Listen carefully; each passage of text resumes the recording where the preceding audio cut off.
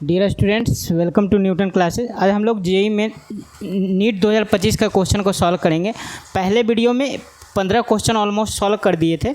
अब इसके बाद देखेंगे हम सब कि 15 से 20 क्वेश्चन और बचा है, उसको देखते हैं हम सब।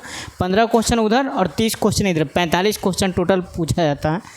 तो 45 क्वेश्चन है, 15 क्वेश्चन फर्स्ट वीडियो में हो गया था, सेकेंड वीडियो में हम सब सॉल्व कर रहे हैं आगे। ठीक है, तो इस बार नीट का पेपर तो हर बार हम डालते नहीं थे यूट्यूब चैनल पे, क्योंकि बहुत इजी क्वेश्चन आता था। ठीक है, लेकिन इस बार क्या था कि आपका एडवांस लेवल का भी कुछ क्वेश्चन 2-3 क्वेश्चन डाल दिया गया है, जो बहुत टफ है, जो जनरल बच्चा यहाँ तक का टीचर का भी हालत ख़राब हो जाएगा उस क्वेश्चन को सॉल्व करने में।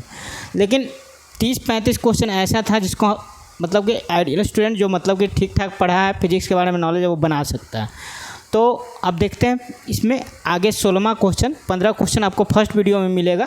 अब सेकंड वीडियो बना रहे हैं, इसमें भी ऑलमोस्ट 20 से 23 क्वेश्चन को सॉल्व कर रहे हैं। ठीक है, तो पहला क्वेश्चन दिया है कि एक पाइप है, ओपन है बोथ एंड से, तो उसका फंडामेंटल फ्रीक्वेंसी एयर में एफ है। ठीक है, अब पाइप को जो है ना फिर से क्या कर दिया कि एक वाटर ड्रम में रख दिया, हाफ ऑफ इट्स लेंथ, यानी कि पूरा लेंथ मान लीजिए एल है, तो L/2 उसका क्या हो गया, पानी में डाल दिए। ठीक है, वाटर ड्रम में। तो कह रहा है फंडामेंटल फ्रीक्वेंसी एयर कॉलम का कितना चेंज हो जाएगा। तो हम सब जानते हैं ओपन ऑर्गन पाइप के केस में आपका फ्रीक्वेंसी कितना होता है, फ्रीक्वेंसी जानते हैं F0। ओपन वाले के लिए क्या होता है, V/2L।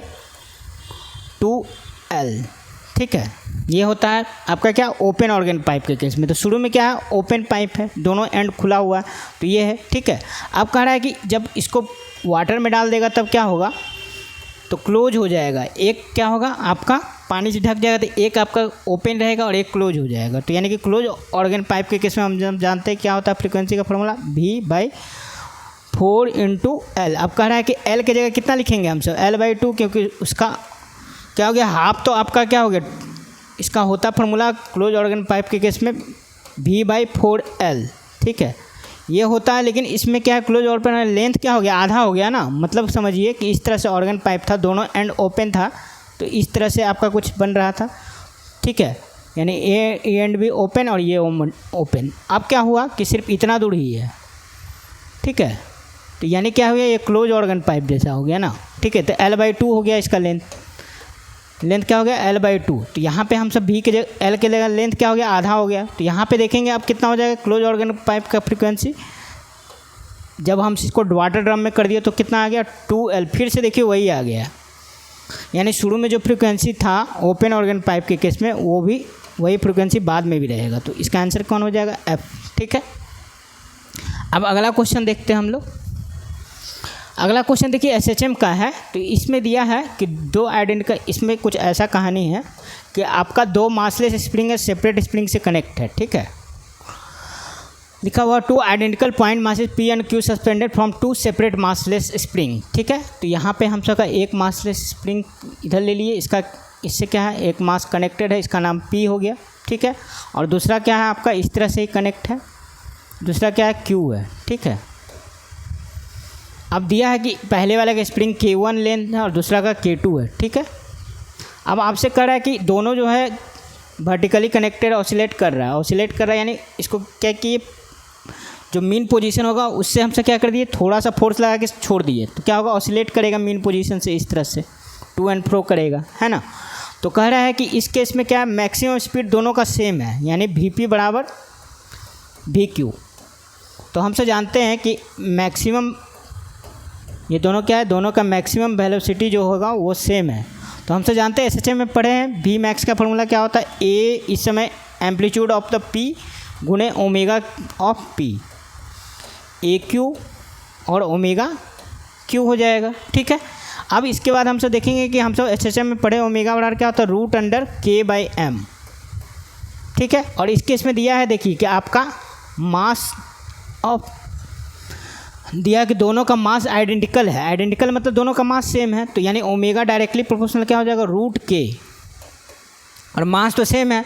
तो यहाँ से हम सबको निकालना है क्या, किसका रेशियो पूछ रहा है, AQ/AP। AQ/AP जब निकालेंगे तो क्या हो जाएगा, ω/P/ω/Q। ठीक है, तो ω/P के लिए स्प्रिंग कांस्टेंट K है, ओमेगा डायरेक्टली प्रोपोर्शनल √K है ना। तो देयरफॉर ओमेगा पी लिखेंगे तो यहाँ पे किसका लिखना पड़ेगा स्प्रिंग कांस्टेंट, रूट के पी।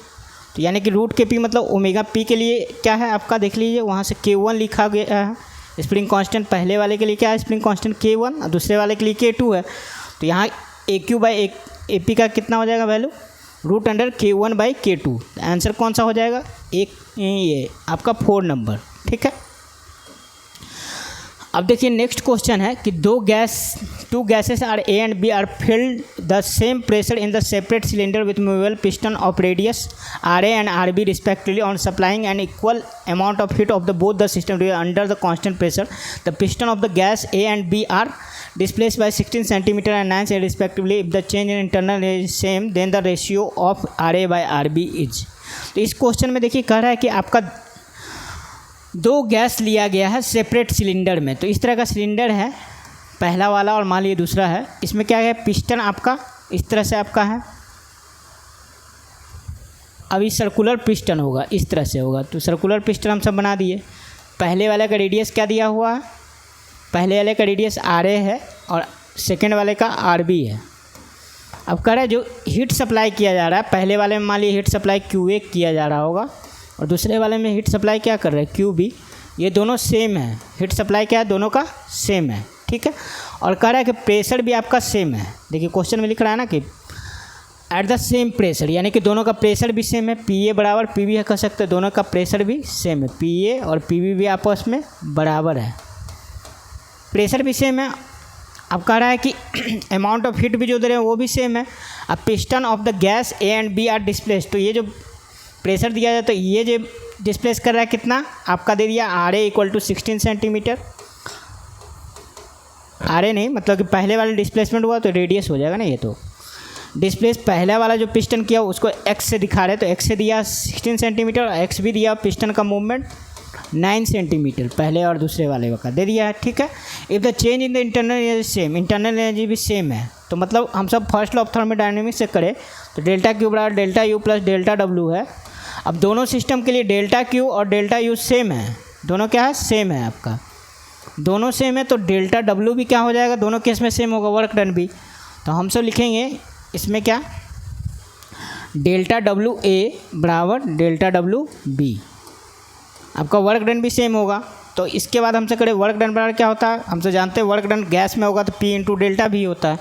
तो प्रेशर लिखेंगे तो PA × ΔV वॉल्यूम हो गया, और इधर लिखेंगे तो PB × ΔVB।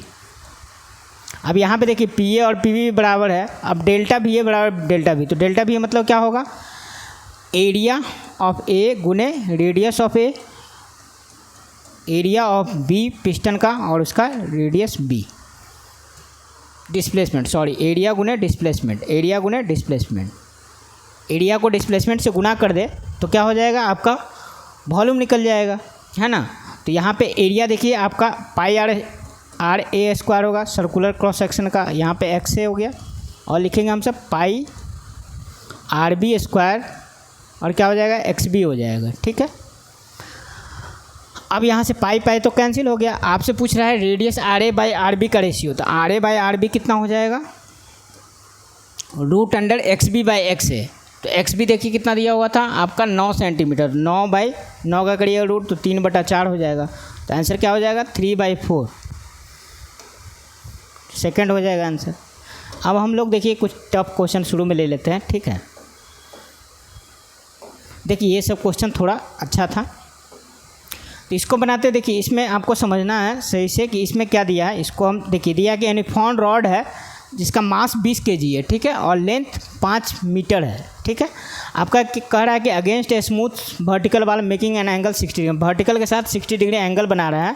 The other and rest on A rough horizontal floor, यानी आपका एक इस तरह से सीढ़ी है जो आपका क्या है दीवार के साथ इस तरह से आपका क्या है इंक्लाइंड है, और दीवार का जो सरफेस है वो स्मूथ है, और जो ग्राउंड जिससे ये टच हो रहा है यानी कि इस तरह से ग्राउंड जो होगा नीचे वो रफ है, ठीक है।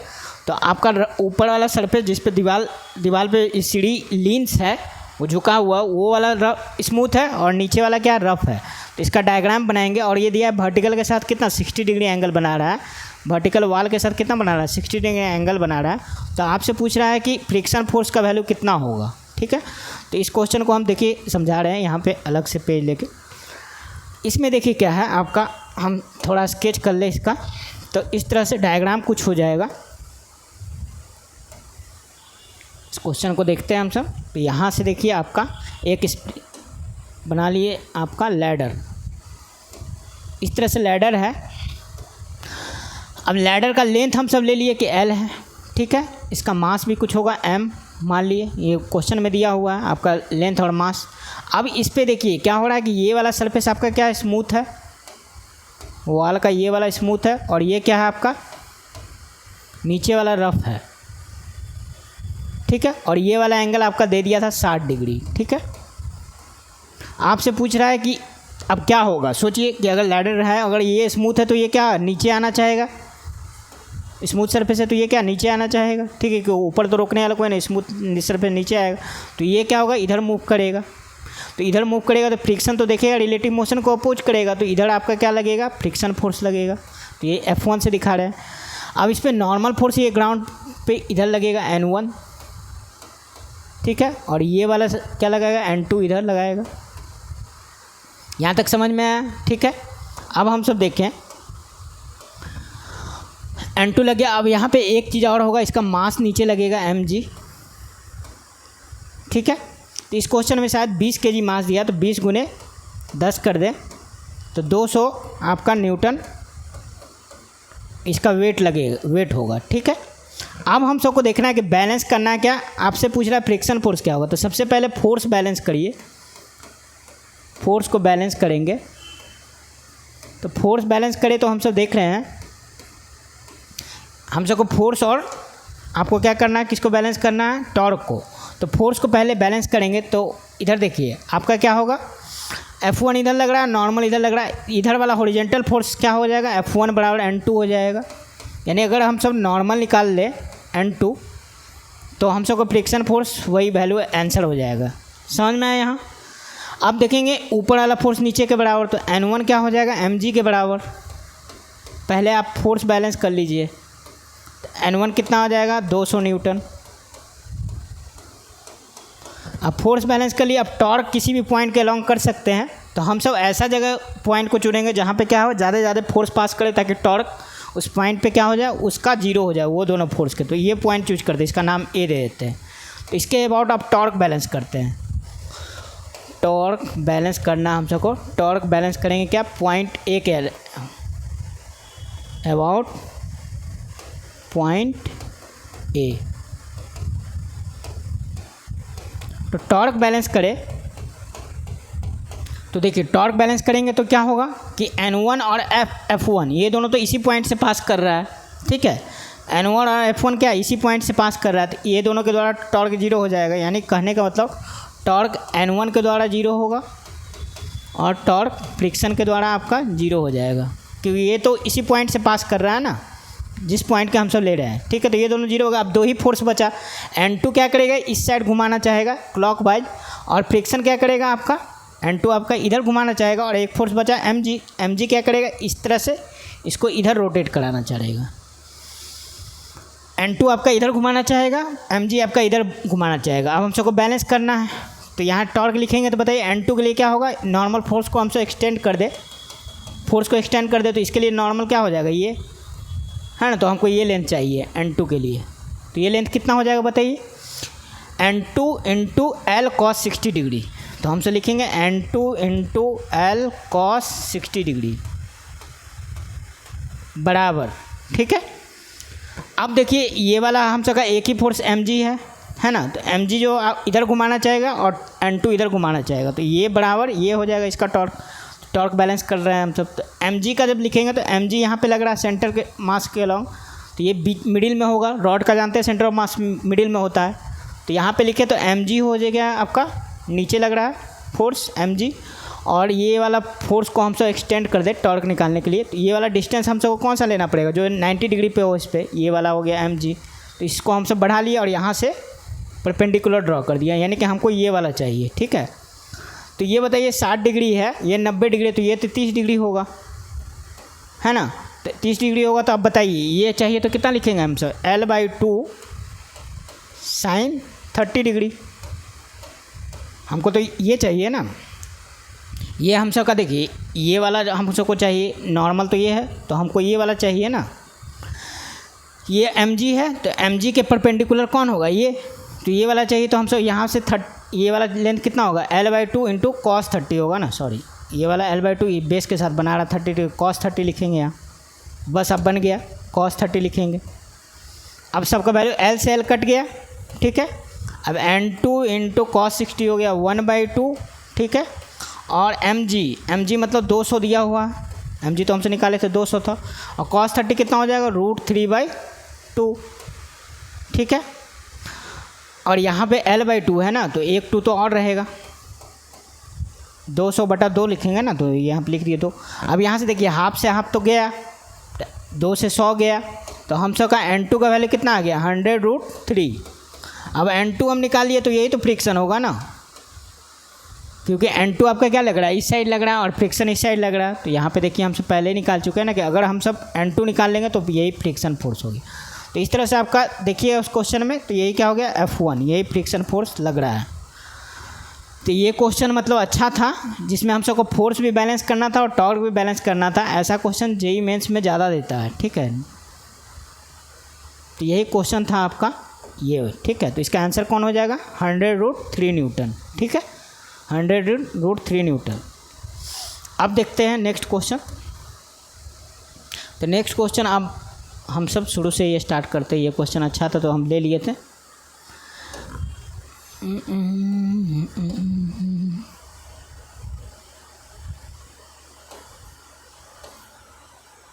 अब देखिए इसके बाद हम लोग सॉल्व करेंगे,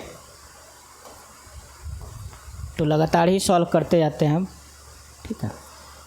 नहीं तो एक क्वेश्चन और अच्छा है, उसको भी ले ही लेते हैं। 1 2 क्वेश्चन और अच्छा है, बहुत अच्छा क्वेश्चन है वो सब।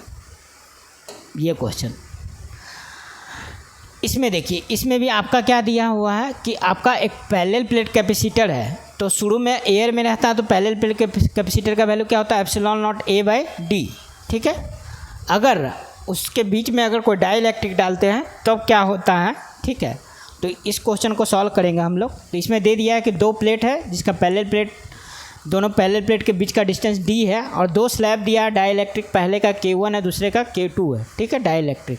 और थिकनेस दिया 3d/8 और दूसरे का d/2, ठीक है, इंसर्टेड इन द कैपेसिटर। तो मान लीजिए कि शुरू में कैपेसिटर इस तरह से हुआ, ठीक है। तो कैपेसिटर का गैप दे दिया है d, ठीक है। तो शुरू में हम सब लिखें तो c बराबर क्या लिखेंगे, ε0A/d। एयर में रहता है तो यही फार्मूला होता है। अगर इसमें कोई डाइइलेक्ट्रिक डाल देते हैं हम सब, तो इसका कैपेसिटर का वैल्यू क्या होता है, बढ़ जाता है। अगर k हम सब कर दे तो क्या लिखते हैं, c डैश बराबर क्या हो जाएगा, ε0A/d इंटू k टाइम्स बढ़ जाता है। तो डाइइलेक्ट्रिक डालने पे क्या होता है, कैपेसिटर का वैल्यू बढ़ जाता है। तो हम सब इसको लिख सकते हैं c डैश बराबर ε0A/d/k, ठीक है। ये हुआ आपका बेसिक चीज़, ठीक है। अब हम सब इस क्वेश्चन में देख रहे हैं कि 2 डाइइलेक्ट्रिक डाला, तो इसको हम सब नेक्स्ट पेज में लेके बता रहे हैं आपको। देखिए तो इस तरह से आपका क्या है। अब सेकंड केस हो गया कि इसमें क्या कर दिया हम सब, 2 आपका डाइइलेक्ट्रिक डाल दिए, ठीक है। पहला इस तरह से दे दिए, दूसरा भी आपका इस तरह से दे दिए, ठीक है। अब इसमें दिया है कि दोनों के बीच का गैप d है। पहले वाला का आपका थिकनेस दिया हुआ मान लेते T1 है, दूसरे वाले का T2 है, और ये वाला मान लिए कि आपका क्या है, इसका डाइइलेक्ट्रिक दिया पहले वाले का दिया है K1 और दूसरे वाले का दिया डाइइलेक्ट्रिक K2।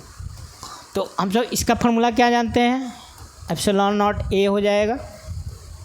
और ये देखिए d तो रहेगा, डिस्टेंस है इसके बीच में, और पहले वाले का थिकनेस T1 है और डाइइलेक्ट्रिक, तो इसके लिए क्या लिखेंगे बताइए, माइनस।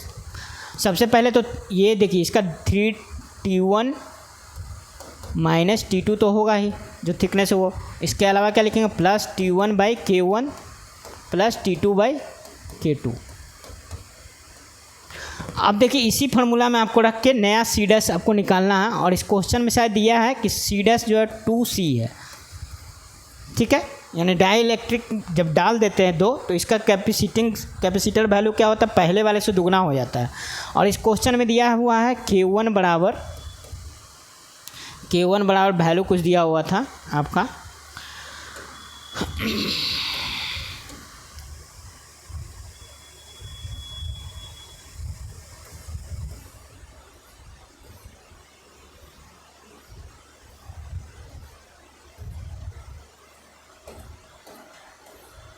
आपका K1 बराबर दिया हुआ है शायद 1.52, K1 का वैल्यू दिया 1.25 K2, यानी K1 क्या है आपका 5/4 टाइम्स ऑफ K2 है। तो हमसे K2 लिखे तो कितना हो जाएगा 4/5 K1। अब सारे का वैल्यू हम सब इसमें रखेंगे, ठीक है। T1 आपको पता है, T1 कितना दिया 3D/8, ठीक है। और ये आपका T2 दिया हुआ है, एक बार देख लेते हैं क्वेश्चन में। T2 का वैल्यू दिया हुआ है, पहला थिकनेस 3D/8 है, दूसरा D/2 है, सेकेंड वाले का थिकनेस दिया हुआ D/2। अब सारे वैल्यू को इसमें रख देते हैं। आप सिंपल समझना है कि C' क्या हो गया 2C हो गया, 2C हो गया। शुरू में क्या था ε0 A/D, तो ये क्या है आपका, इसको हम सब लिख लेते हैं ε0 A/D। अब थिकनेस रखते हैं, तो थिकनेस बताइए क्या होगा, T1 कितना 3D/8 माइनस D/8, D/2 है ना, सेकेंड वाला का D/2 है। रखते जाना इस फार्मूला में, प्लस T1/K1, तो T1 क्या 3D/8 और K1 हो जाएगा plus D/2 into K2। K2 का वैल्यू यहाँ से रखते हैं तो 4K1 और 5 ऊपर चला जाएगा, ठीक है, 4K1/5। अब हमसे क्या करें D कॉमन ले ले, तो ε0 A/D हो जाएगा, तो इसको C डायरेक्ट लिख लेते हैं। तो C तो हो जाएगा आपका, यहाँ क्या हो जाएगा 1 - 1/8, एक C से C तो कट ही गया, 1 - 1/8 माइनस 1/2, D कॉमन ले लिए 3/8 K1 प्लस 5/8 K1, ठीक है। अब यहाँ से करेंगे तो एक में से आधा जाएगा तो आधा बचेगा, 1/2 में से 1/8 घटा लेते हैं, तो 1/2 में से 8 घटाएंगे तो कितना आ जाएगा 1/8 ही आएगा ख्याल। 8 एलसीएम ले लेंगे, 4 - 1 तो 3/8 हो जाएगा, है ना। दो यहाँ एक में से आधा को घटाएं तो हाफ बचा, तो हाफ में 1/8 घटाना है, तो हमसे कितना कर लिए 8 एलसीएम हो गया, 4 में से 1 गया 3, 3/8 हो जाएगा, है ना। तो हम सब लिखेंगे 2 बराबर 3D/8 था ना, सॉरी यहाँ 3 है, ठीक है 3/8 है ना, यहाँ 3/8 है तो यहाँ 3/8 होगा ना। तो 4 में से 3 गया तो 1/8 ही होगा, 8 हो गया, तो यहाँ पे 3/8 था ना, 3/8 हो जाएगा। एक में से आधा घटा तो यहाँ कितना हो जाएगा 1/8। ये क्या हो गया, इसको सॉल्व किया तो 1/8 आया। अब प्लस यहाँ क्या होगा 5 3 8 8/8 K1, तो कितना हो जाएगा 8 से 8 कैंसिल हो जाएगा K1। अब इसको इधर सॉल्व करना है तो कितना हो जाएगा, इसको ले जाकर गुना कर दिए तो 1/4 हो जाएगा प्लस 2/K1 बराबर 1। अब इसको इधर ले जाकर घटा दिए तो कितना आ जाएगा 2/K1 इक्वल टू 3/4। तो K1 का वैल्यू आ जाएगा 8/3, तो K1 का वैल्यू आ जाएगा 2.67, यानी 2.66 लगभग में 2.67 के लगभग में आ जाएगा, ठीक है।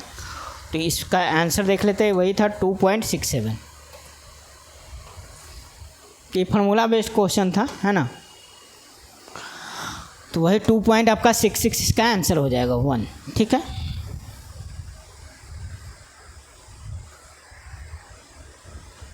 एक मिनट हम वीडियो देख लेता हूँ कि बन रहा है कि नहीं।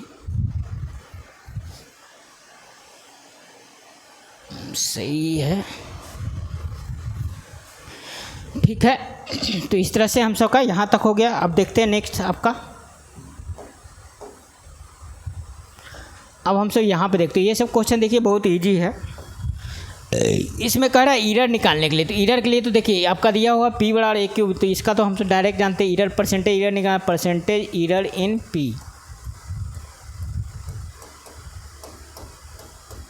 तो इसका क्या लिखेंगे 3 × डेल्टा A/A × 100, तो A में दिया है परसेंटेज ईरर 1 का, प्लस क्या 2 × परसेंटेज B में दिया 3% का ईरर है, और C में आपका लिखेंगे प्लस 3 में, C में तो पावर 1 ही है तो यह ईरर है 2 × 1 हो जाएगा, और D में देखिए ऊपर जाएगा तो क्या रूट है ना, तो 1/2 हो जाएगा इंटू D में कितना 4% का ईरर है। ये तो एक लाइन में है। ये सब क्वेश्चन हर बार यही सब देता था, लेकिन इस बार ये भी दिया है और थोड़ा हार्ड भी दे दिया है। तो 9 और 4 13 हो जाएगा, तो 13% आप इसका आंसर हो जाए। ये सब हर बार देता था, तो क्वेश्चन मतलब कि आपका क्या करते थे, यूट्यूब चैनल पे डालने का ज़रूरत नहीं था, क्योंकि ये सब तो बहुत इजी पूछता था हर बार। अब देखिए अगला क्वेश्चन है आपका, ये आपका दिया है कि फुल वेव रेक्टिफायर है, तो फुल वेव रेक्टिफायर में फॉरवर्ड बायस और रिवर्स बायस क्या होता है उस पर क्वेश्चन है, ठीक है। तो ये दिया है कि वोल्टेज जो AC सप्लाई किया जा रहा है, तो कह रहा है कि कौन सा डायोड फॉरवर्ड बायस और रिवर्स बायस में है जब t = 15 मिली सेकेंड है। तो जब हम t = 15 मिली सेकेंड इसमें पुट करें तो हम सबका V इन कितना आएगा ये देख लेते हैं, यानी वोल्टेज का वैल्यू कितना होगा 220 इंटू साइन, उसके बाद यहाँ पे रखें 100 पाई हो गया, और t का वैल्यू कितना दिया हुआ है 15 मिली सेकेंड, तो 15/1000 हो जाएगा। अब यहाँ से 100 से ये गया तो 10 हुआ, 3π/2 हो जाएगा। 3π/2 मतलब 270 डिग्री, 220 गुने 270। अब तो साइन 270 हमसे जानते हैं, थर्ड क्वाड्रेंट में साइन क्या होता है नेगेटिव, तो -220 -1 वैल्यू हो जाएगा इसका, तो -220 वोल्ट। यानी कि इनपुट जो टर्मिनल है उस समय क्या होगा ना कि यहाँ पे इनपुट में -220 वोल्ट है, तो मतलब क्या समझेंगे हम सब, इस तरह से बैटरी लगा हुआ है, ठीक है, इस तरह से बैटरी लगा हुआ है ना। पोलैरिटी क्या है इस समय, पहले जो होगा नेगेटिव वाला ऊपर जाएगा और पॉजिटिव वाला इधर, तो पॉजिटिव के अक्रॉस तो ये D2 है डायोड इधर, तो पॉजिटिव वाला यानी कि D2 जो होगा फॉरवर्ड बायस हो जाएगा। यहाँ पे देखना है ये वाला, देखिए ये माइनस हो गया और ये प्लस हो गया, तो प्लस वाला जो होगा किसको, इसको मिलेगा, और माइनस वाला इसको मिला, तो ये तो ओपन हो जाएगा, यानी कि ऊपर वाला जो होगा उसको माइनस वाला टर्मिनल मिलेगा, तो इस तो ओपन हो जाएगा, रिवर्स बायस होगा, और यहाँ क्या हो जाएगा शॉर्ट हो जाएगा ये, क्योंकि ये प्लस है ना, तो यहाँ पे PN जंक्शन में P टर्मिनल और N टर्मिनल, तो ये फॉरवर्ड बायस हो जाएगा। तो कहने का मतलब D2 जो होगा फॉरवर्ड बायस होगा, और D1 क्या हो जाएगा रिवर्स बायस हो जाएगा।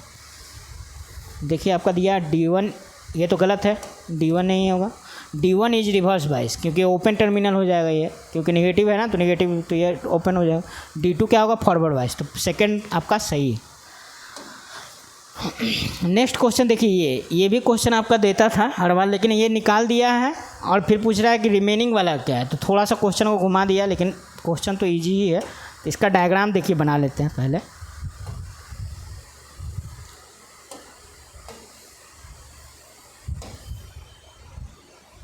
ठीक है, इस तरह से आपका एक्सिस हो गया।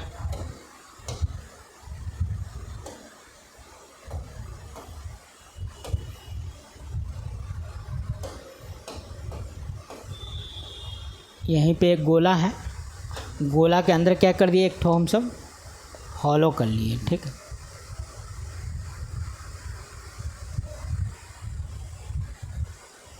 इस तरह से आपका हॉलो कर लिए। देखिए फिर से बना लेते हैं इसको, गड़बड़ा गया।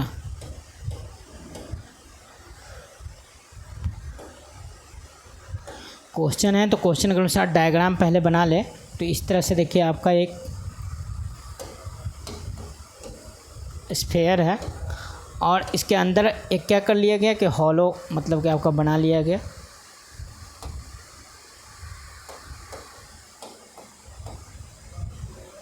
इतना पार्ट कट करके निकाल लिया गया, ठीक है। तो आपको कह रहा है कि इसके अबाउट मोमेंट ऑफ इनर्शिया बताइए कितना होगा इस एक्सिस के अलोंग, ठीक है।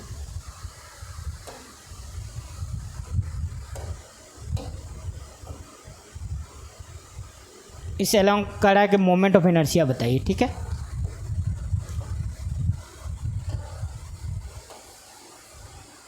इस तरह से डायग्राम हो गया। तो यहाँ पे कह रहा है कि बड़े वाले का रेडियस 2r है और स्मॉल वाले का रेडियस r है, ठीक है। तो इसके अनुसार बताइए बड़े वाले वॉल्यूम से हम सब मास पहले देख लेते हैं। तो वॉल्यूम क्या होता है, डेंसिटी दोनों का दिया, दोनों क्या देखिए दिया कि sphere of radius r is cut is larger in the sphere, the ratio of moment of inertia of the small sphere that of the part of the sphere about the. तो density तो same ही होगा, क्यों, क्योंकि same ही material से तो cut कर रहे हैं, अलग मटेरियल। तो मास बराबर क्या होता है, डेंसिटी इंटू वॉल्यूम। तो डेंसिटी तो कांस्टेंट है, तो मास डायरेक्टली प्रोपोर्शनल क्या होगा, वॉल्यूम का।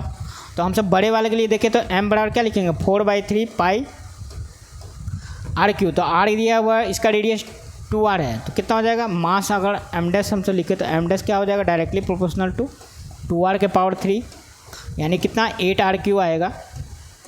तो यानी बड़े वाले का मास हम सब क्या करें 8m मान ले, तो छोटे वाले का क्या होगा, इसका रेडियस तो r है, तो इसका मास क्या होगा m होगा। अब हम सब कह रहे हैं मोमेंट ऑफ इनर्शिया इस एक्सिस के अलोंग, पूछ रहा है कि जब इसको निकाल लिए तो छोटा स्फेयर का मोमेंट ऑफ इनर्शिया और रिमेनिंग पार्ट का मोमेंट ऑफ इनर्शिया, जो निकालने के बाद मोमेंट ऑफ इनर्शिया होगा इसका, बड़े वाला स्फेयर में से जो निकालने के बाद स्फेयर का मोमेंट ऑफ इनर्शिया होगा, उसका स्मॉलर वाले के साथ रेशियो बताना है। ठीक है, तो सबसे पहले हम सब बिगर मास, जब मास बिगर का मोमेंट ऑफ इनर्शिया निकाले, आई बिगर का, तो क्या लिखेंगे, ये स्फेयर है सॉलिड स्फेयर, तो 2/5, और क्या लिखेंगे, एम की जगह क्या लिखेंगे, 8m है ना, मास तो 8m हो गया, और आर स्क्वायर तो 2r का स्क्वायर। तब बड़े वाले का मोमेंट से कितना होगा, 4 4 8 32 दुना 64 mr²/5। ये बड़े वाले का स्फेयर का मोमेंट ऑफ इनर्शिया होगा किसके, वाई एक्सिस के अलॉन्ग। ठीक है, अब स्मॉलर का देखिए, स्मॉलर में आपको पैरेलल एक्सिस थ्योरम लगाना पड़ेगा। इसका सेंटर के अलॉन्ग कितना हो जाएगा, 2/5 mr²। इसका मास m है, इसका 8m है, 2/5 mr²। अब ये वाला क्या हो गया, 2/5 mr², इसके अलॉन्ग हुआ, इसके बीच में गैप कितना है, r का, तो इसमें क्या mr² और ऐड हो जाएगा, तो कितना आ जाएगा, 7/5 mr²। ये क्या हो गया, स्मॉलर का एरिया। अब कह रहा है रिमेनिंग का रेशियो निकालना है ये स्मॉलर के साथ, तो आई रिमेनिंग लिखे तो बताइए कितना हो जाएगा, आई रिमेनिंग बचे हुए का मोमेंट ऑफ इनर्शिया जब निकालने के बाद इसको हटा लिए तो खोखला हो गया अंदर इतना पार्ट, तो आई रिमेनिंग क्या हो जाएगा, बड़े में से छोटे घटा लेना, 64 में 7 घटाएंगे कितना होगा, 57, तो 57 mr²/5। अब इस क्वेश्चन में देखिए लिखा हुआ है क्या, कि moment of inertia of the smaller sphere to that of the rest part of the sphere, तो यानी किसका किसका रेशियो निकालना है, ये इसको अगर 1 मान ले और इसको 2 मान ले तो 1/2 का रेशियो पूछ रहा है ना, तो 1/2 कर देंगे हम सब, 1 को डिवाइड करेंगे 2 से, तो कितना आ जाएगा बताइए, 5 5 तो कैंसिल हो जाएगा, mr² भी कट जाएगा, 7 ऊपर रहेगा और 57 नीचे रहेगा, तो कितना आ जाएगा, 7/57। ये आपका रेशियो हो जाएगा, तो आंसर कौन हो जाएगा, 3rd नंबर। ये देखिए इजी क्वेश्चन था कि फोटो इलेक्ट्रिक करंट क्या होता है, डायरेक्टली प्रोपोर्शनल होता है इंटेंसिटी ऑफ लाइट। जितना आपका इंटेंसिटी होगा लाइट का उतना ज़्यादा फोटो इलेक्ट्रिक करंट होगा।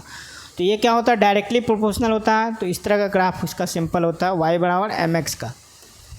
ठीक है, photo electric current directly proportional क्या होता है, intensity of light, PEC, photo electric current जो आपका डायरेक्टली प्रोपोर्शनल होता है इंटेंसिटी ऑफ लाइट।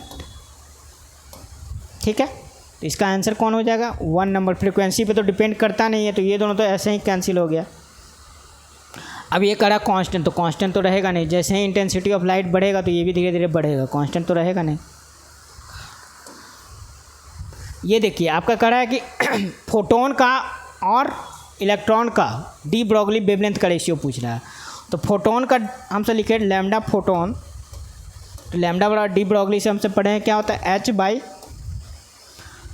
बाई क्या लिखेंगे इसका, p। ठीक है, तो h/p मतलब m/v लिखे हैं इसके लिए। तो इसका दे दिया है कि इसका कितना दिया है, एनर्जी फोटोन और इलेक्ट्रॉन का मास m है। ठीक है, have the same energy E, तो लैम्डा = h/p लिखते हैं हम सब। तो p की जगह हम सब लिख देते हैं क्या, m/v, लैम्डा = h/m/v, जहाँ पे v आपका ले लेंगे वेलोसिटी ऑफ लाइट। ठीक है, ये क्या हो गया फोटोन का। ठीक है, लैम्डा = h/p। अब ये लिखेंगे लैम्डा आपका इसके लिए, किसके लिए आपका, इलेक्ट्रॉन के लिए। तो इलेक्ट्रॉन के लिए लिखेंगे तो इलेक्ट्रॉन तो पार्टिकल हो गया, तो यहाँ लिखेंगे h/√, लैम्डा = h/p लिखेंगे तो h क्या लिखेंगे, √2m/e। ठीक है, अब दोनों को डिवाइड करेंगे तो हम सब कितना आंसर आएगा यही देख लेना है। ठीक है, तो यहाँ पे लैम्डा फोटोन के लिए, फोटोन के बराबर क्या लिखते हैं, E = hc/λ। ठीक है, तो यहाँ फोटोन का एनर्जी लिखना है हमको लैम्डा, तो लैम्डा हो जाएगा hc/ एनर्जी ऑफ फोटोन। तो एनर्जी ऑफ फोटोन दिया हुआ है ना E, तो यहाँ पे देखिए दोनों का एनर्जी सेम है, तो हम इसको एनर्जी के टर्म में ही लिख लेते हैं। ठीक है, तो फोटोन का एनर्जी हम सब जानते हैं ना, E = hc/λ होता है। यहाँ देखिए फोटोन के बारे में हमसे जानते हैं E = hc/λ होता है, तो लैम्डा फोटोन लिखे तो क्या आ जाएगा hc/e, तो डायरेक्ट hc/e लिख लेते हैं। क्योंकि इसी के टर्म में हमको लिखना है ना। मास फोटोन का तो दिया नहीं है, तो मास तो हम इसमें करेंगे नहीं, तो hc/e हो गया लैम्डा फोटोन का। एनर्जी दोनों का सेम है दिया हुआ क्वेश्चन में, तो ये एनर्जी इसमें भी लिखेंगे। इसको लिखेंगे इलेक्ट्रॉन का, तो लैम्डा बराबर क्या लिखते हैं, h/p। तो p की जगह हमसे जानते हैं p बराबर क्या होता है, √2m into energy, kinetic energy, तो एनर्जी ही हो गया यहाँ। तो वही यहाँ पे देखिए p की जगह ये यूज कर लिया। अब दोनों का क्या है रेशियो, तो जब डिवाइड करेंगे, इसको 1 लिख लिए, इसको 2 लिख लिए, दोनों को डिवाइड करिएगा तो आपका क्या होगा, h कैंसिल हो जाएगा। आपका लिखेंगे इसको इससे डिवाइड करना, लैम्डा फोटोन बटा लैम्डा इलेक्ट्रॉन, तो h ऊपर बचेगा, h कट जाएगा, तो c/e,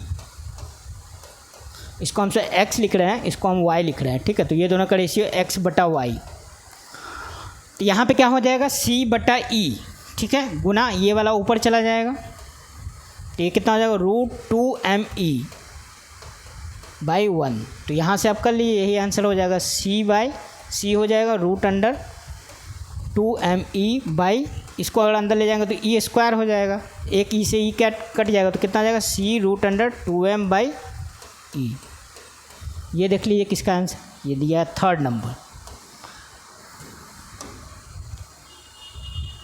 ये तो देखिए जी इलेक्ट्रिक डायपोल मोमेंट दिया हुआ है और आपका यूनिफॉर्म इलेक्ट्रिक फील्ड में डाला गया है। तो शुरू में देखिए आपका दिया है, इस तरह का क्वेश्चन है कि पहले इलेक्ट्रिक फील्ड और डायपोल दोनों का डायरेक्शन क्या है, सेम है, यानी कि डायपोल भी क्या है, का डायरेक्शन इधर से इधर है, ठीक है। तो कह रहा है पोटेंशियल एनर्जी शुरू में यू इनिशियल लिखे तो कितना हो जाएगा, -PE cos थीटा, तो -PE cos 0। शुरू में अलाइन है, जिधर इलेक्ट्रिक फील्ड है उधर ही इलेक्ट्रिक डायपोल मोमेंट है। इलेक्ट्रिक डायपोल मोमेंट का डायरेक्शन किधर होता है, -q से +q की ओर। तो इधर दिया हुआ आपका पोटेंशियल एनर्जी का फॉर्मूला हमसे जानते हैं क्या होता है, -P डॉट ई, तो -P × cos 0 कितना आ गया, -P × E, ठीक है। अब फाइनल में देखें तो फाइनल पोटेंशियल एनर्जी कितना हो जाएगा, फिर वो ये कह रहा है कि डायपोल को रोटेट किया गया 60 डिग्री से, तो हमसे क्या करना है, -P × E × cos 60 डिग्री, तो कितना हो जाएगा, -P/2। अब हम सबको कह रहा है क्या कि change in potential energy of dipole निकालना है, तो डेल्टा यू निकालना, तो फाइनल में से इनिशियल घटाएंगे तो -P/2 और क्या हो जाएगा, माइनस का -P, तो -P/2 में से P घटाएंगे तो P/2 हो जाएगा। अब वैल्यू रख दिए, P का वैल्यू कितना दिया हुआ है, 5 × 10⁻⁻6, इलेक्ट्रिक फील्ड का वैल्यू दिया 4 × 10⁵ डिवाइड बाई 2, ठीक है। तो 2 से यहाँ काट लिए तो 10 और ये 6 हो गया, ये भी -6 हो गया, तो कितना आ जाएगा, 1 आ जाएगा, 1 जूल आपका आंसर हो जाएगा इसका, 2 नंबर। अगला दिया de Broglie wavelength of electron orbiting in the n=2 state of the hydrogen atom is close to, यानी डी ब्रॉगली वेवलेंथ निकालना है, ठीक है। और रेडियस आपका दिया हुआ है, ठीक है।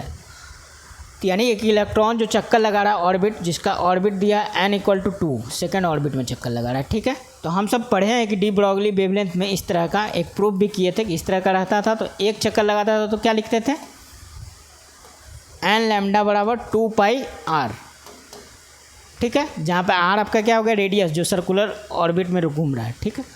तो यहाँ से हम सब देखिए रेडियस, बोर्ड रेडियस तो दे ही दिया है, ये बोर्ड का रेडियस है, r भी लिख सकते हैं इसको, ठीक है। अब इसमें पूछ रहा है n बराबर 2 दिया हुआ, लैम्डा निकालना है आपको, 2πr भी दे दिया आपका 0.0252 नैनोमीटर, तो आपका आंसर नैनोमीटर में ही है, ठीक है।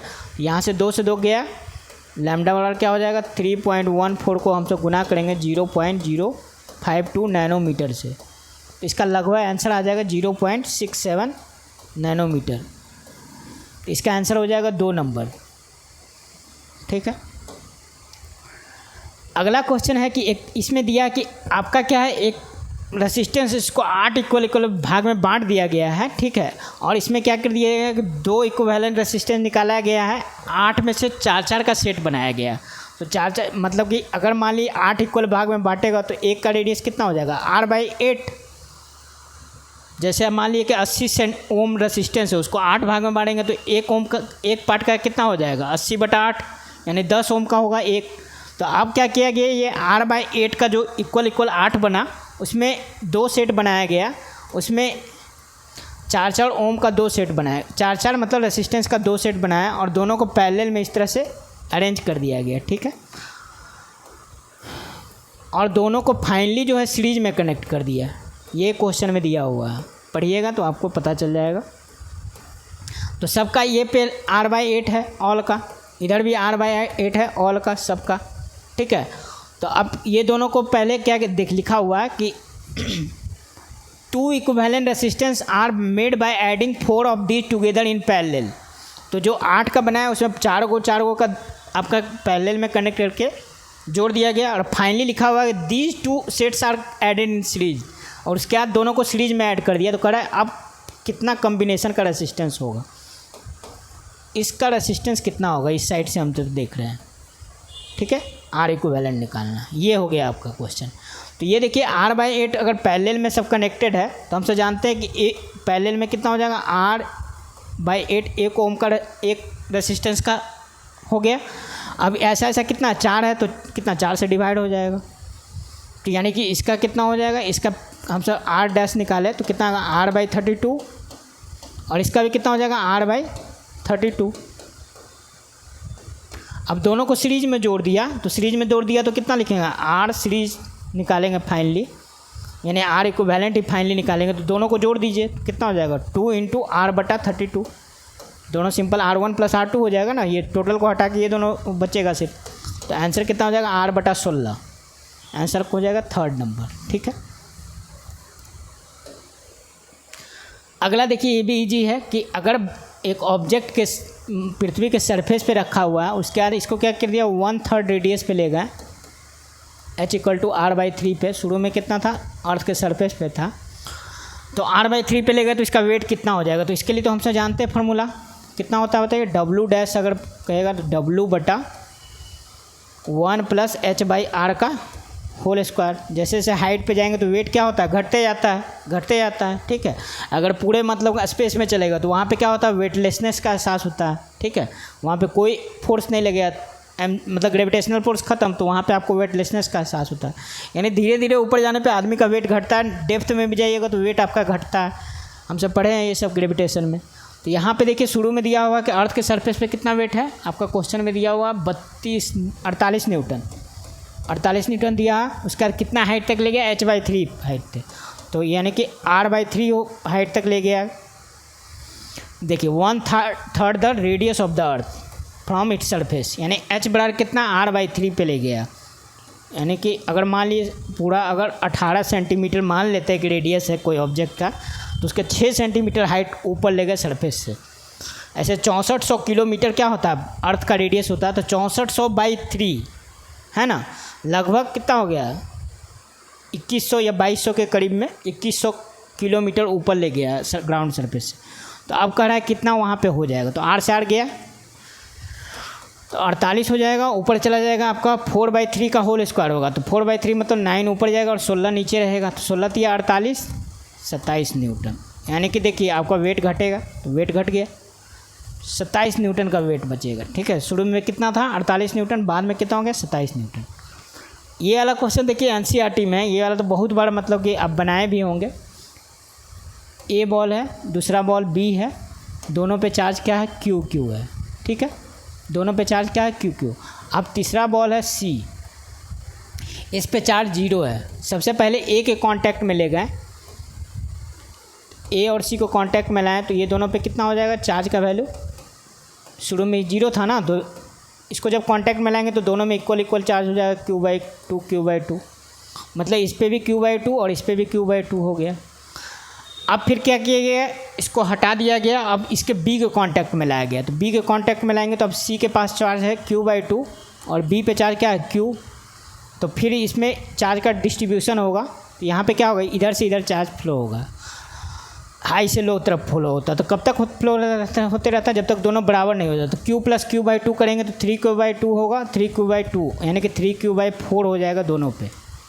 दोनों को जोड़ के आधा करेंगे, हाफ से डिवाइड करेंगे, यही होता है ना। दोनों पे चार्ज कितना हो जाएगा, अब ये C था ना और ये B था, तो अब C और B को दोनों को हटा लिए तो C पे भी चार्ज कितना आ जाएगा, QC आ जाएगा आपका 3Q/4 और QB पे भी 3Q/4, यही कहानी है। तो अब कह रहा है कि शुरू में फोर्स अगर मान लिए कि शुरू में चार्ज QQ था तो उस समय दे दिया फोर्स का वैल्यू F है, ठीक है, कुछ भी डिस्टेंस पे रखा होगा दोनों चार्ज को, ए और बी को, तो दोनों के बीच का डिस्टेंस कुछ भी हो, तो उस समय बोल रहा है कि रिपल्सिव जो फोर्स लग रहा था वो क्यू है, एफ है। तो अब कह रहा है अब नया कितना होगा जब ये सब क्रियाक्रम हो गया, तो क्रियाक्रम हो गया तो सारे पहले ए पे कितना चार्ज आ गया, ए पे तो Q/2 हुआ, और फिर अब देखेंगे बी पे क्या हो गया, तो बी पे आप देख रहे हैं कि 3Q/4 हो गया। अब देखिए फोर्स का वैल्यू क्या हो जाएगा, के हम सब देखते हैं के Q1 Q2 सेम होगा, यहाँ पे देखें Q/2 इंटू 3Q/4, इसी पे डायरेक्टली प्रोपोर्शनल होगा ना, K/R² तो सेम ही रहेगा, तो हम सब गुना करेंगे तो 3/8 हो जाएगा, 3/8 टाइम्स ऑफ F हो जाएगा, तो 3/8 इसका आंसर होता है। ये दिया है कि एक अनपोलराइज्ड लाइट है travelling in air is incident on a medium of direction 1.8 metres angle. ये देखिए, ये आपका क्वेश्चन है ना कि एक अनपोलराइज्ड लाइट है जो पास कर रहा है एक रिफ्रैक्टिव, जिस नीचे वाला मटेरियल दिया हुआ है आपका कुछ होगा जिसका रिफ्रैक्टिव 1.73 दिया है, ठीक है। तो इधर से लाइट आ रहा है, ये क्या है, अनपोलराइज्ड लाइट है, यानी इसके पास दोनों चीज़ें, दोनों वाइब्रेशन है। अनपोलराइज्ड लाइट है, टकराने के बाद क्या होगा, रिफ्लेक्शन हुआ तो ये पोलराइज बन गया, ठीक है, ये नॉर्मल हो गया। तो इस केस में क्या होता है, कुछ मतलब नॉर्मल की तरफ मुड़ जाता है ना, रेयर से डेंसर जाएगा तो नॉर्मल के साइड मुड़ या निकलना चाहिए ऐसे।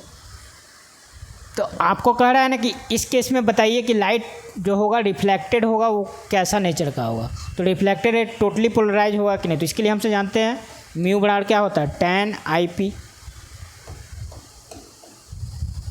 तो म्यू का वैल्यू आपको दे दिया 1.73 है ना, तो 1.73 अगर दे दिया तो tan IP हमसे निकाल ले,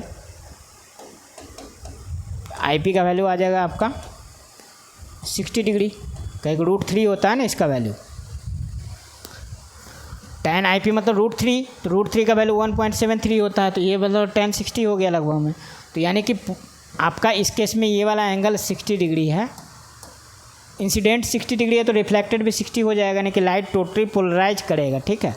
यानी अनपोलराइज लाइट आया, टकराया, उसका रिफ्लेक्ट हुआ 60 डिग्री पे, ये समय दे दिया polarisation Brewster angle, polarisation angle निकाले तो हम सबका 60 डिग्री आ गया, यानी टोटली रिफ्लेक्ट कर जाएगा। लेकिन कंडीशन है कि उस समय क्या होना चाहिए, लाइट जो इंसिडेंट करेगा वो 60 डिग्री पे इंक्लाइन होना चाहिए। हम सब पढ़े हैं कि ये जो रिफ्लेक्शन एंगल है और रिफ्लेक्टेड एंगल, इसके बीच में एंगल क्या होता है, 90 डिग्री, ये टोटल 90 डिग्री होता है ना। ये सब पढ़े थे, हम सब प्रूफ किए थे, तो इस तरह से म्यू बराबर tan IP आता था, ठीक है। तो रिफ्लेक्टेड लाइट क्या होगा, कम्प्लीटली पोलराइज होगा, लेकिन कंडीशन क्या है कि IP का वैल्यू 60 डिग्री होना चाहिए। ये जो 60 डिग्री होता है ये भी 60 हो जाएगा, क्योंकि इंसिडेंट लॉ ऑफ रिफ्लेक्शन। तो ये देखिए दिया कि रिफ्लेक्टेड लाइट कम्प्लीटली पोलराइज हो जाएगा and the angle of reflection is close to 60 degree, तो ये सही है, पहला ही ऑप्शन सही है। कम्प्लीटली पोलराइज होगा जब एंगल ऑफ रिफ्लेक्शन क्या हो जाए, एंगल ऑफ इंसिडेंस के बराबर होगा, और उस समय IP का वैल्यू 60 डिग्री होना चाहिए, तो सही दिया है। और सब तो होगा नहीं, 60 दिया पैसिली पोलराइज तो होगा ना, पहला ही मिल गया। ये तो बना ही लिए हम सब, रॉड वाला 100√3 जो आया था। ये देखिए ये वाला क्वेश्चन थोड़ा बड़ा है, लेकिन इसको इजी है बनाने का। टाइम दिया है, फ्री ऑब्जेक्ट जब गिर रहा, ऑब्जेक्ट वेलोसिटी, एक बलून को में क्या दिया है कि made of material of surface tension S an inflation outlet has small area A, it is filled with the gas of density rho and spherical shape of radius R. इस तरह से कंडीशन दिया है सब चीज़, यानी कि और फिर दिया है कि आपका इस पर टाइम पीरियड जो है T डिपेंड कर रहा है, जो गैस बाहर निकल रहा है ना उसका दिया रिलेशन कि सरफेस टेंशन अल्फ़ा, ए पे बीटा और रो पे गामा और आर पे डेल्टा। तो इसको बनाने का देखिए, सबसे पहले अगर हम सब बनाएं तो टाइम पीरियड यहाँ T लिख लेंगे, उसका देखेंगे यहाँ सरफेस टेंशन वाला फोर्स बाय लेंथ होता है, फोर्स बाय लेंथ करिएगा तो m T⁻⁻2 होगा, और यहाँ पे लिखेंगे अल्फ़ा, और L² होगा एरिया के लिए L², उसका क्या लिखेंगे बीटा, उसका density mass by volume ml-3 हो जाएगा, गामा, और r तो रेडियस है तो L के पावर डेल्टा। ये सब हो गया, ठीक है, इतना तो समझ में आया। अब हमको टाइम लाना है T, तो इसके लिए क्या होना चाहिए, देखिए m और T में रिलेशन खोज देते हैं। देखिए यहाँ ऑप्शन से ही हम सब बनाएंगे इसको, ठीक है। तो L2 बीटा है और यहाँ पे लिखे m, तो m कितना आ जाएगा, m के पावर देखिए तो यहाँ से देखिए अल्फ़ा और प्लस गामा, और एल से हमसे सिर्फ 2 ही से बनाएंगे, ठीक है। एल लिखें तो एल कितना आ जाएगा, देखिए एल के power 2 beta minus 3 gamma plus delta, और टी लिखे तो देखिए टी के पावर कितना हो जाएगा -2 अल्फ़ा। यहाँ से टी कंपेयर करें तो -2 अल्फ़ा बराबर कितना हो जाएगा 1, तो अल्फ़ा का वैल्यू -1/2 आ गया। अब अल्फ़ा का वैल्यू -1/2 आ गया तो हम सब अल्फ़ा प्लस गामा 0 करते हैं, इसके अनुसार तो 0 होना चाहिए, इधर तो एम का कोई टर्म है नहीं। तो यहाँ अल्फ़ा का वैल्यू -1/2 रखें तो गामा का वैल्यू 1/2 आ जाएगा। तो देखिए अल्फ़ा और गामा में क्या है, अगर अल्फ़ा निगेटिव है तो ये पॉजिटिव है, तो ऐसा ऑप्शन देखिए एक ही होगा, ठीक है। हम मेरे ख्याल से अल्फ़ा देखिए अल्फ़ा -1/2 किस में है, ये दोनों ऑप्शन में है। अब गामा क्या होना चाहिए +1/2, देखिए अल्फ़ा -1/2 और गामा 1/2 एक ही ऑप्शन में है, तो आंसर क्या हो जाएगा 3rd। बाकी कोई चेक करना ही नहीं है, और सब में देखिए उस तरह का नहीं दिया है, ठीक है। ये दोनों में भी सेम है, ये दोनों में देखिए अल्फ़ा और ये क्या गामा अलग अलग दिया हुआ है, ये तो एकदम अलग है, दोनों 1/2 है, तो आंसर 3rd ही होगा आपका। ये तो बता ही दिए। ये देखिए इसमें दिया है आपका T² = R³, law of orbit Kepler's law, इससे बनाएंगे हम सब। तो दिया है कि मार्टियन ऑर्बिट है, the radius of Martian orbit around the sun is about to 4 times the radius of the Mercury. यानी कि ये मान लीजिए 2 चक्कर लगा रहा है, एक मार्टियन एक मरकरी है, सन का चक्कर लगा रहा है, ठीक है। तो दिया है कि रेडियस ऑफ द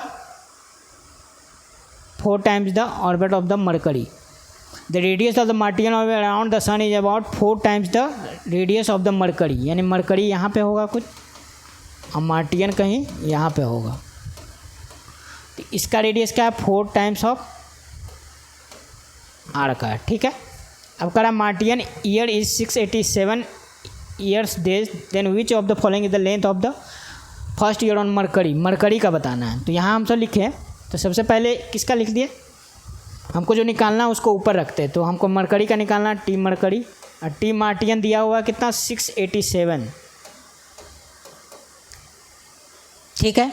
अब लिखेंगे आर मरकरी, तो मरकरी का रेडियस कितना है आर, और इसका कितना है 4r के पावर, यहाँ पे स्क्वायर लिखेंगे, यहाँ पावर 3 लिखेंगे, ठीक है।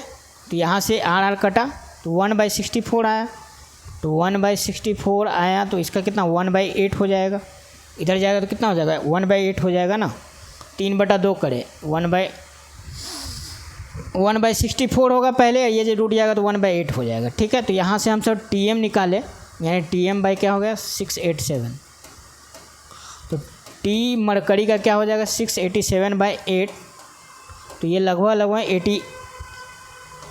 80 64 हो गया 64, और 8 × 5 = 40, 8 × 6 = 48, 85। तो 85 मतलब लगभग में तो 88 ही दिख रहा है हमको, 88 ईयर्स अर्थ डे होगा।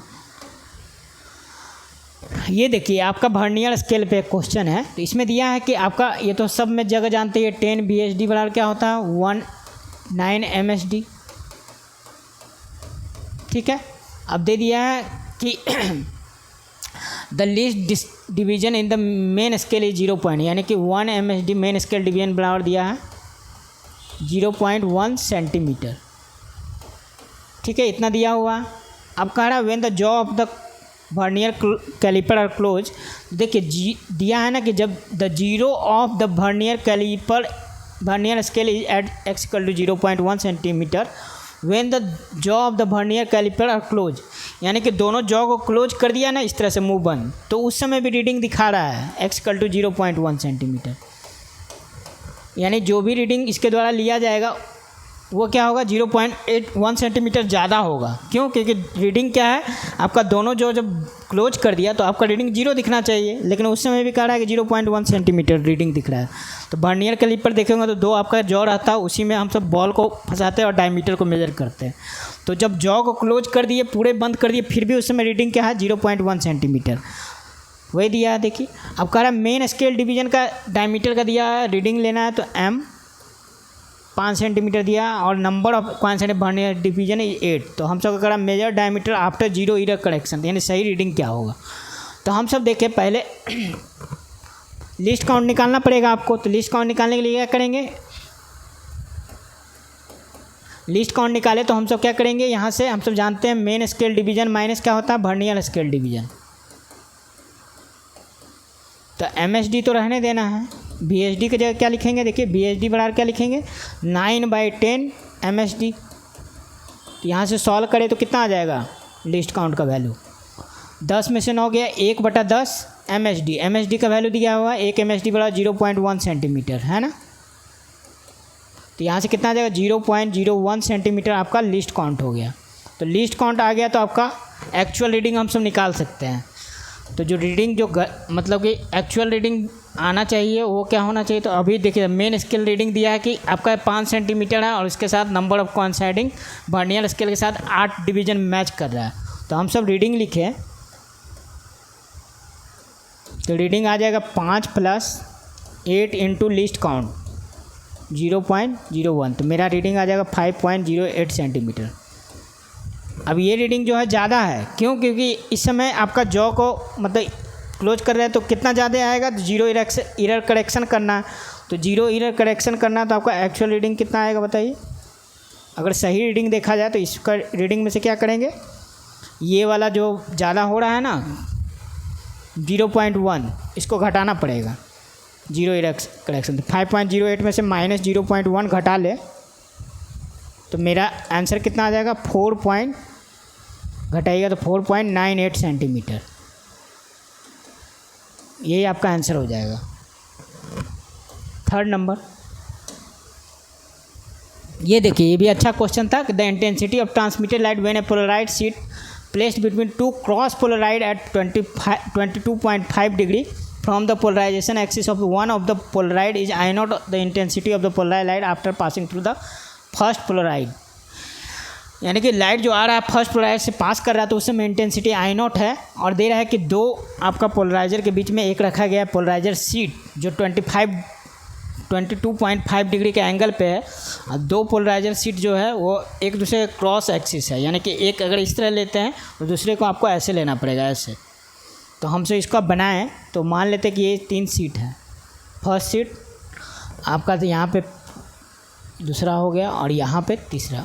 तो ये दिया कि फर्स्ट शीट जो होगा ना इसका अगर एक्सिस को हम ऐसे दिखाते हैं तो ये वाला को आपको कैसे दिखाना है, परपेंडिकुलर। अब बीच में क्या है, एक दिखा हुआ प्लेस एक क्रॉस लिखा हुआ the intensity of light when a polaroid sheet placed between the cross polaroid at 25 degree. तो ये जो है इसके साथ जो बनाएगा कितना एंगल बना रहा है, 22.5 डिग्री। तो इसके साथ कितना बनाएगा, ये तो 90 डिग्री पे है ना, तो ये वाला एंगल क्या हो जाएगा आपका, ये वाला लेना पड़ेगा। ये वाला को हम थीटा ही लेके अभी फ़िलहाल चल रहे हैं, ये वाला एंगल को थीटा लेके चल रहे हैं, तो ये वाला 90 माइनस थीटा लेना पड़ेगा। बस बन गया क्वेश्चन। अब देखिए पहले वाले से पास हुआ तो यहाँ पे दे दिया I0, तो यहाँ जब आएगा तो कितना होगा, यहाँ पे आएगा तो कितना लिखेंगे I0 इंटू मालोस लॉ लगाएंगे तो cos स्क्वायर थीटा।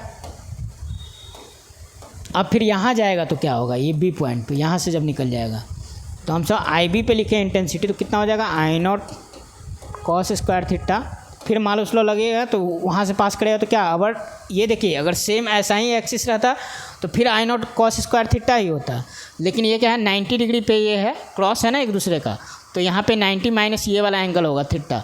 तो हमसे लिखेंगे तो cos स्क्वायर यही होगा, इतना इंटेंसिटी को I0 डैश लिख दे तो I0 dash into cos square 90 minus theta, या यहीं पे लिख सकते हैं हम सब कॉस स्क्वायर 90 माइनस थीटा।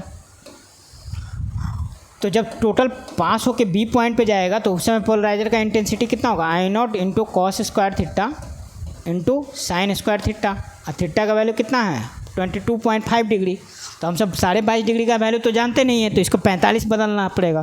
तो 45 बदलने के लिए अब इसके बाद ट्रिगो है, तो ट्रिगो पढ़े होंगे तो आप जानते हैं I0 इसको हम 4 से डिवाइड करें तो ये क्या बन जाएगा sin 2 थीटा का होल स्क्वायर।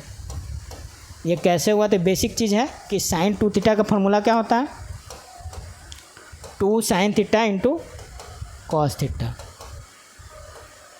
तो अगर हम सबको इसको 4 लिखेंगे 4 sin square theta into cos square theta, तो sin 2 थीटा का होल स्क्वायर करें तो ये 4 हो जाएगा sin square theta into cos square theta. तो वही 4 से हम सब यहाँ क्या किए, गुना कर दिए और 4 से डिवाइड कर दिए, तो आई नॉट बाई 4 हो जाएगा। और 4 sine square theta into cos square theta क्या हो जाएगा, साइन 2 थीटा का होल स्क्वायर हो गया।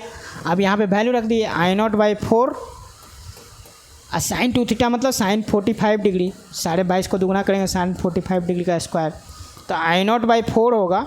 और साइन 45 का 1/√2 का स्क्वायर करेंगे तो 1/2 होगा। तो आंसर क्या हो जाएगा, आई नॉट बाई 8।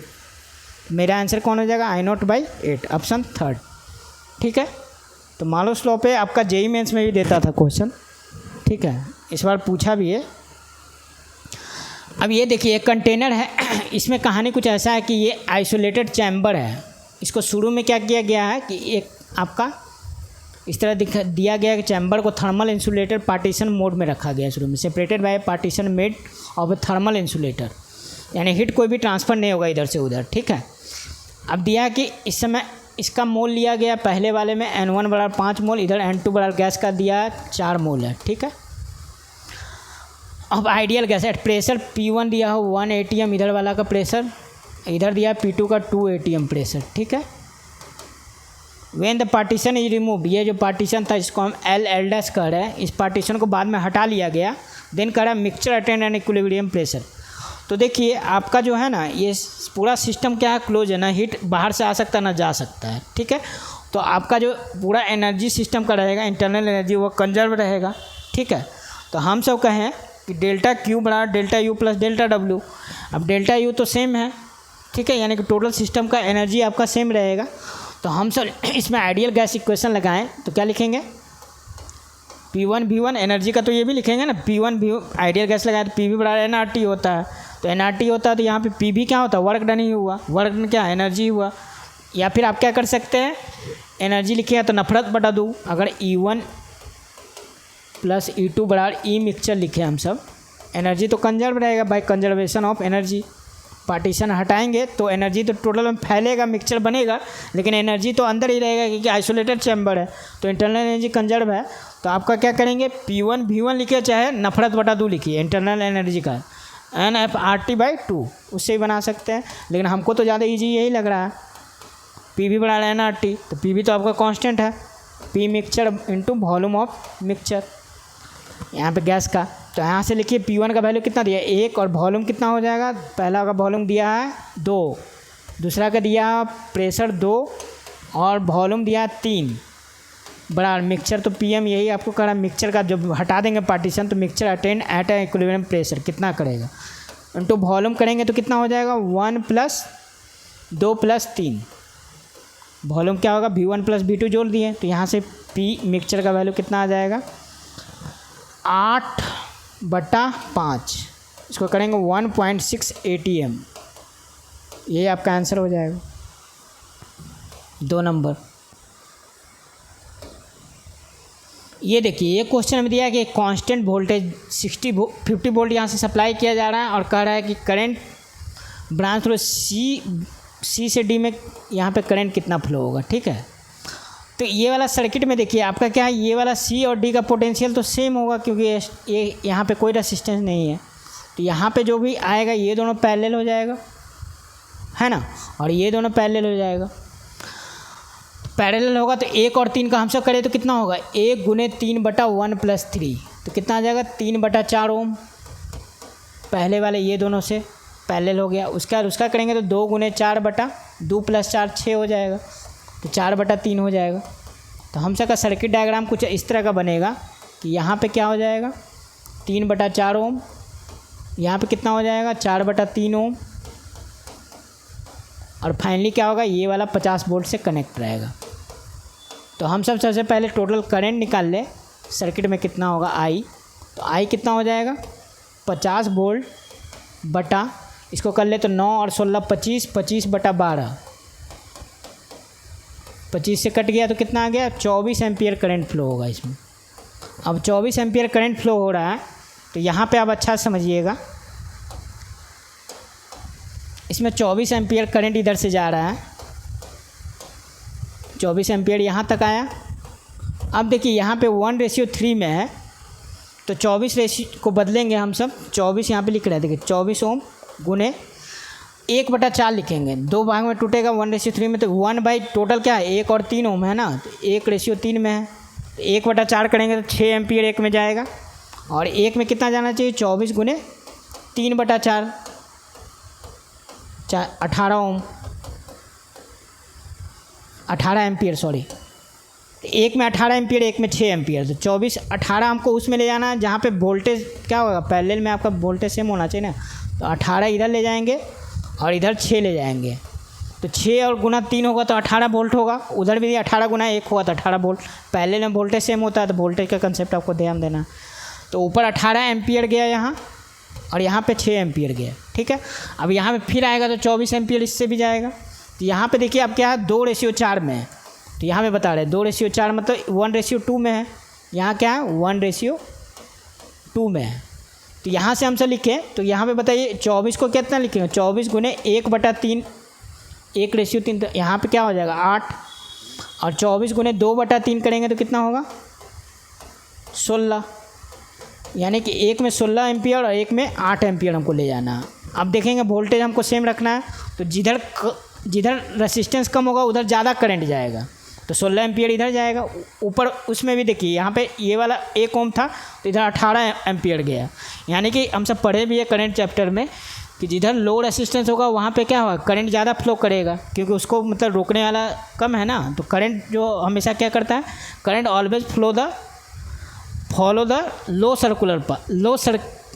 रेसिस्टेंस पाथ है ना, तो इलेक्ट्रिक करंट ऑलवेज फॉलो लो रेसिस्टेंस पाथ, तो यानी कि यहाँ 18 एम्पियर जा रहा है इधर 6 एम्पियर जा रहा है, यहाँ पे भी कितना आया 8 एम्पियर और 16 एम्पियर आया, तो 16 एम्पियर इसमें जाएगा, ठीक है, ज़्यादा करंट इसमें जाएगा, 8 एम्पियर इसमें जाएगा।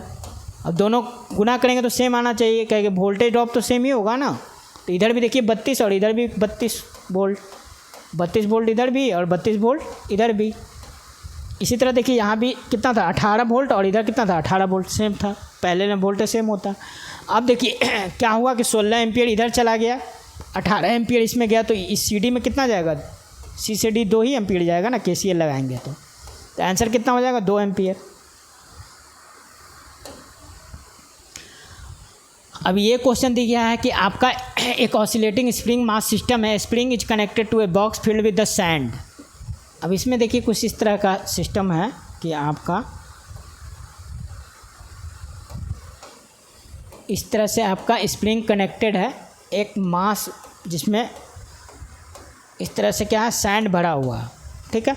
अब जब ये ऑसिलेट करता है इस तरह से, तो यहाँ से क्या हो रहा है ऑसिलेट कर रहा है मीन पोजीशन से ऊपर नीचे, तो यहाँ पे सैंड निकलने लगता है, ठीक है, सैंड गिरने लगता है, वही दिया है क्वेश्चन में, sand slowly out of the box vertically. तो कह रहा है कि ओमेगा और एक्स एम्पलीट्यूड एवरेज फ्रीक्वेंसी और एम्पलीट्यूड का ग्राफ बताइए कौन होगा। तो ओमेगा का तो हमसे जानते हैं, ओमेगा वाला क्या पढ़े है SHM में √k/m। तो यहाँ देखिए मास तो धीरे धीरे घटते जा रहा है ना, ये सैंड क्या है सैंड तो निकल रहा है बाहर, तो मास घट रहा है तो ओमेगा क्या होगा बढ़ेगा, तो इसका ग्राफ क्या होगा इंक्रीजिंग। तो इंक्रीजिंग देखिए किस किस में 3 में इंक्रीजिंग है, 3 में आपका इंक्रीजिंग है ना, पहले वाले में, उसके बाद ये दूसरा वाला भी और तीसरा वाला भी, ये तो होगा नहीं, कौन सा एक में, ये देखिए पहला दूसरा तीसरा, एक ऑप्शन नहीं दिया है, ठीक है, तो ये 3 में चीज कर दे, एक और मतलब नीचे होगा वो नहीं होगा, तो पहला दूसरा और तीसरा तीनों में आपका क्या कर रहा है इंक्रीजिंग कर रहा है। अब हमको देखना है क्या ए का क्या होगा, तो ए हम तो देखिए एनर्जी क्या होगा, एनर्जी भी इसका घटेगा, क्यों घटेगा क्योंकि मास निकल रहा है, तो स्प्रिंग का क्या होगा मास तो इसी पे डिपेंड कर रहा है ना, स्प्रिंग का मास हमसे पढ़े हैं क्या होता है 1/2 kx², और सिस्टम का टोटल एनर्जी कहेंगे एम्पलीट्यूड के हिसाब से, तो एनर्जी कितना हो जाएगा 1/2 × k² तो चूँकि एनर्जी धीरे धीरे घट रहा है ना, क्यों क्योंकि इसका वेलोसिटी धीरे धीरे घटते जाएगा, क्योंकि बालू निकल रहा है बाहर, सैंड निकल रहा है बाहर, तो क्या हो रहा है मास घटते जा रहा है, मास घटते जा रहा है, तो इसका क्या होगा आपका देखिए मास घटते जा रहा है तो एनर्जी घटेगा, ठीक है, एनर्जी घटेगा तो यहाँ पे देखिए k तो कांस्टेंट है, स्प्रिंग कांस्टेंट तो कांस्टेंट है, तो एम्पलीट्यूड को ये घटना ही पड़ेगा, क्योंकि एनर्जी क्या हो रहा है मास धीरे धीरे बाहर निकला तो एनर्जी घटते जा रहा है, फिर धीरे धीरे ये जाके क्या होगा सिस्टम रुक जाएगा, जब पूरा बालू निकल जाएगा तो क्या होगा ये मास स्टेबल पोजीशन पे आ जाएगा, ठीक है। तो धीरे धीरे इसका एनर्जी घटते जाएगा, उसके बाद फिर क्या हो जाएगा ये रुक जाएगा, ठीक है। जब पूरा बालू निकल जाएगा तो क्या होगा, ऐसे ऐसे ऑसिलेट कर रहा था तेज़ी से, वो सब क्या होगा, धीरे धीरे घट जाएगा। ठीक है, तो शुरू में ज़्यादा फ्रीक्वेंसी से ऐसे ऐसे रोटेट करेगा, बालू निकलते रहेगा धीरे धीरे धीरे धीरे धीरे धीरे ऐसे, देखिए इस तरह से जाके रुक जाएगा। ठीक है, तो एनर्जी घटेगा इसका। ठीक है, ए स्क्वायर का, तो ए अगर एनर्जी घटेगा तो ए भी घटेगा। तो ए घटने वाला देखिए एक ही है आपका ऑप्शन 2। इसमें तो कांस्टेंट दिया है, इसमें आपका कांस्टेंट दिया है, ये तो होगा नहीं, कांस्टेंट होगा नहीं, ये बढ़ रहा तो ये सही था। इसमें भी देखिए एनर्जी घट रहा तो ये सही है, ये तो ये सेकंड ऑप्शन सही है। ठीक है, इसमें देखिए दोनों बढ़ रहा है, तो दोनों बढ़ रहा है तो ये गलत हो जाएगा, ये तो सही था। Option 2 is the correct answer.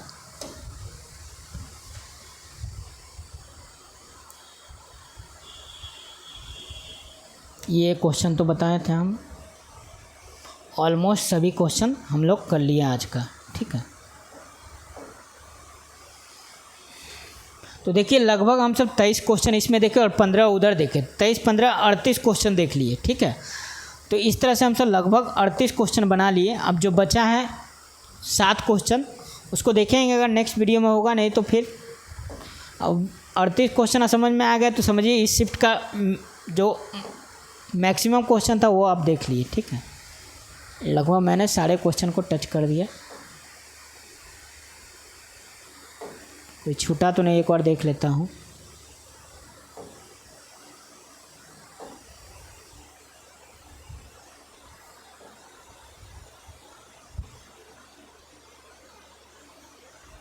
तो देखिए लगभग हम लोग 23 क्वेश्चन इसमें देखे और 15 क्वेश्चन फर्स्ट वीडियो में, तो 38 क्वेश्चन हम लोग सॉल्व कर लिए। ठीक है, उसके बाद 7 क्वेश्चन बचा है तो उसको हम सब नेक्स्ट वीडियो में देखते हैं, या फिर उसको मैनेज करिए खुद से समझने का। ठीक है, नहीं तो फिर नेक्स्ट वीडियो अगर आप बोलिएगा कमेंट में तो हम बना देंगे। ठीक है।